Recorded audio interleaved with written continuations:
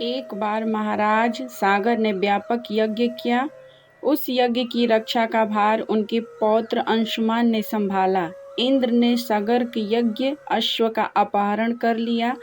यह यज्ञ के लिए विघ्न था। परिमाणतः अंशुमन ने सागर की 60,000 प्रजा लेकर अश्व को खोजना शुरू कर दिया।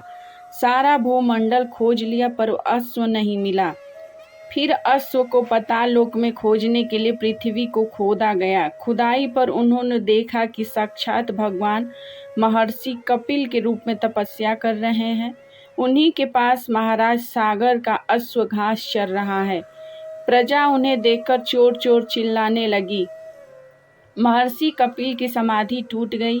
ज्यों ही महर्षि ने अपने अग्नेय नेत्र खोले, त्यों ही सारी प्रजा भस्म हो गई। इन मृत लोगों के उद्धार के लिए ही महाराज दिलीप के पुत्र भागीरथ ने कठोर तप किया। भागीरथ के तप से प्रसन्न होकर ब्रह्मा ने उनसे वर मांगने को कहा, तो भागीरथ ने गंगा की मांग की। इस पर ब्रह्मा ने कहा, राजन, तुम गंगा का पृथ्वी पर अवतरण तो चाहते हो, परंतु क्या तुमने पृथ्वी से पूछा है कि वह गंगा के भार तथा वेग को संभाल पाएगी? मेरा विचार है कि गंगा के वेग को संभालने की शक्ति केवल भगवान शंकर में है। इसलिए उचित यह होगा कि गंगा का भार एवं वेग संभालने के लिए भगवान शिव का अनुग्रह प्राप्त कर लिया जाए। महाराज भागीरथ ने वैसा ही किया।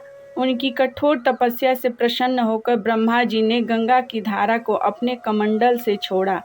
तब भगवान शिव ने गंगा की धारा को अपनी जटाओं में समेटकर जटाएं बांध ली। इसका परिणाम यह हुआ कि गंगा को जटाओं से बाहर निकलने का पथ नहीं मिल सका। अब महाराज भागीरथ को और भी अधिक चिंता हुई। उन्होंने एक बार फिर भगवान शिव की आराधना में घोर तप शुरू किया। तब कहीं भगवान शिव ने गंगा की धारा को मुक्त करने का वरदान दिया। इस प्रकार शिव जी की जटाओं से छूटकर गंगा जी हिमालय की घाटियों में कलकल निदान करके मैदान की ओर मुड़ी। इस प्रकार भागीरथ पृथ्वी पर गंगा का वरण करके बड़े भाग्यशाली हुए। उन्होंने जनमानस को अपने पुण्य से उपकृत कर दिया।